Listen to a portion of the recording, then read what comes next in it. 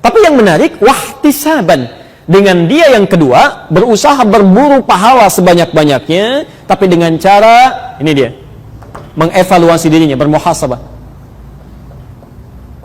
Nanti kita terangkan, bermuhasabah. Ini saya kira jarang dilakukan ini ya, jarang dilakukan.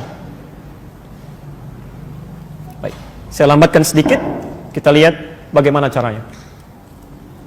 Rumus dari Nabi, kalau Anda sedang menunaikan qiyam tarawih itu, maka di sela-selanya isi dengan ihtisab.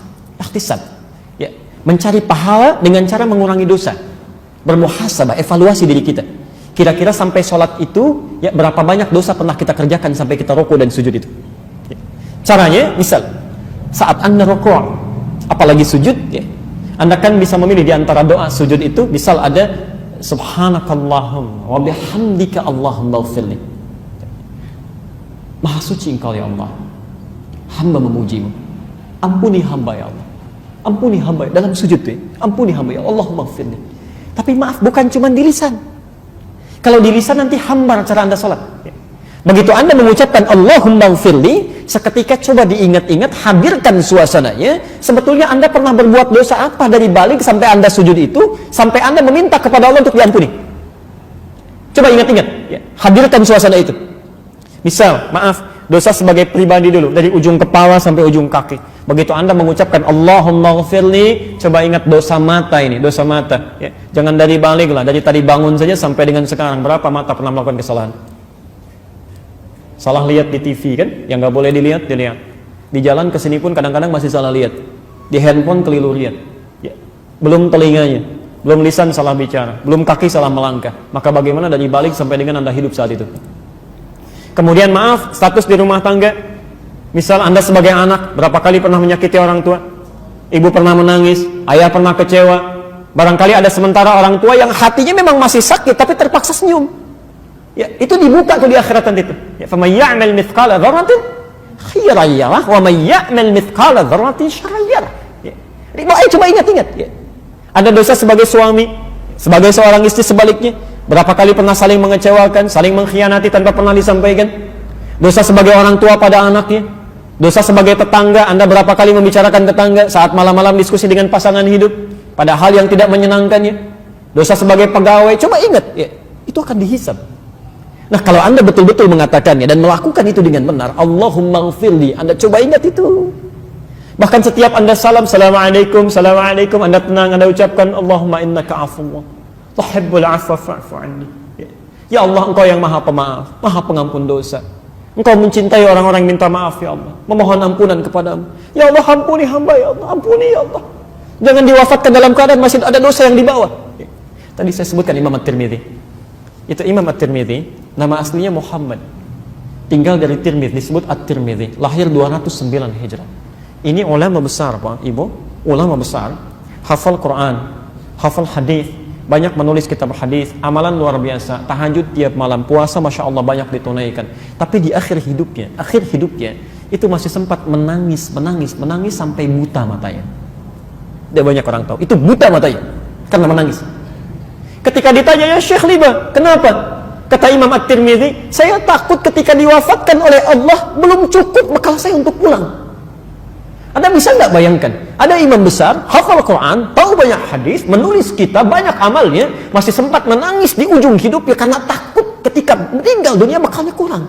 Ya.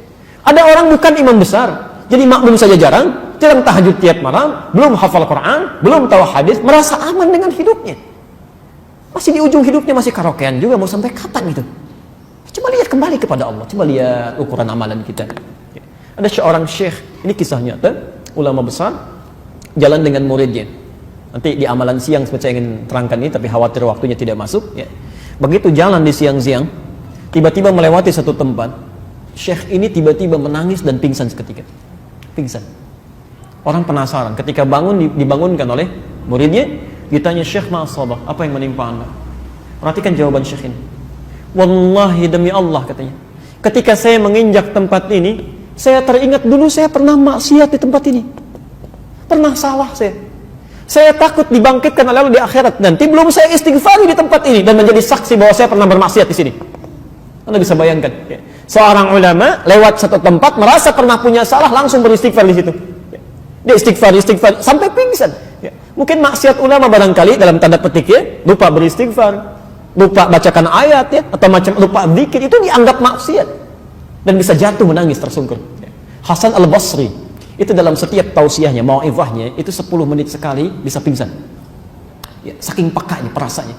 Hasan Al-Basri itu Masya Allah, begitu beliau membuka kalimatnya Alhamdulillahi Rabbil Alamin, tiba-tiba menangis. Jamaah ikut menangis, beliau pingsan. Ketika selesai lima ughmiya alaih, kenapa bisa pingsan? Kata beliau, saya mengatakan segala puji bagi Allah Tuhan semesta alam, tapi saya takut ketika memuji itu memang tidak benar pujian saya. Selama ini saya masih layak, masih ingin dipuji, masih banyak ingin diangkat, disanjung. Saya takut ketika memuji Allah ternyata saya selalu ingin dipuji. Pingsan. Ketika mengatakan ayyuhan nas ittaqullah, ayah bapak ibu sekalian, tingkatkan takwa kepada Allah, pingsan lagi. Kenapa Syekh? Saya takut saya katakan pada orang-orang, kalian tingkatkan takwa, saya sendiri menurut Allah belum takwa. Itu sampai pingsan. Makanya saat malam Allah berikan gambaran melalui lisan Nabi, ada peluang kita untuk mengevaluasi diri.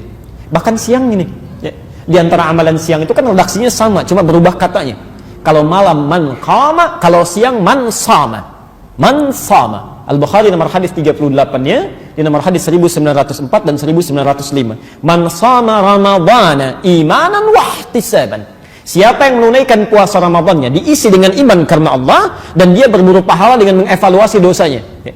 Maksudnya Anda misal ke kantor tuh ya, Anda coba lihat di tempat mana Anda pernah berbuat maksiat, Anda istighfar. Di jalan Anda istighfar. Jangan-jangan di mobil Anda pernah kecam orang lain, Anda klaksonin orang tanpa hal yang dibenarkan. Allahu akbar, astagfirullah ya Allah, salah hamba, salah. Itu ghufira lahu ma taqaddama min dhanbi. Kalau benar Anda melakukan itu dalam qiyamnya saja, Allah ampuni semua dosa-dosa yang pernah dilakukan kalau benar tobatnya sampai dengan saat itu. Sampai dengan saat itu. Maka Masya Allah peluang banyak. Kenapa Anda tidak ambil? Ya, 30 malam dibentangkan, 30 siang dihadirkan. Anda nggak ambil, itu keterlaluan. Keterlaluan. Ya. Sampai di riwayat Al-Hakim An-Naisaburi di kitabnya Al-Mustadrak, ya, itu pernah dikisahkan. Malaikat sampai turun dari langit. Sampai turun dari langit. Ketika Nabi akan mulai khutbah ya, dalam mimbarnya, jadi mimbar Nabi itu ada 3 gundukan, 3 tangga itu. Begitu nginjak pada gundukan pertama, turun malaikat menyampaikan. Lihat kalimatnya. Raghima an furajul. Dalam riwayat lain bu'dan. Ya, kata malaikat Jibril, sungguh celaka dan keterlaluan. Celaka dan keterlaluan. Ya. Jauh dari rahmat Allah, jauh dari ampunan, jauh dari kebaikan. Siapa dia? Liman adraka Ramadhana falam yughfar lahu. Orang yang sudah disampaikan ke bulan Ramadan tapi tak mampu diampuni dosanya di bulan itu. Kata Nabi, amin. Demi Allah saya katakan, biasanya Nabi yang berdoa, malaikat yang aminkan. Kita berdoa, malaikat aminkan. Man wafaqa ta'minuhu ta'minal malaika ghufira lahu ma taqaddama min dhanbi. Siapa yang aminnya bersamaan dengan aminnya malaikat. Jadi biasanya kita berdoa, malaikat mengaminkan. Ini terbalik. Malaikat yang menyampaikan, Nabi mengatakan amin. Ya, kalau Anda diberikan waktu, ada 1 menit yang istighfar diampuni dosanya. Ada orang kelewat, mungkin wajar. Ini 30 malam, 30 siang. Waktunya membentang, tidak diambil juga, itu keterlaluan. Kata Jibril, keterlaluan. Ya.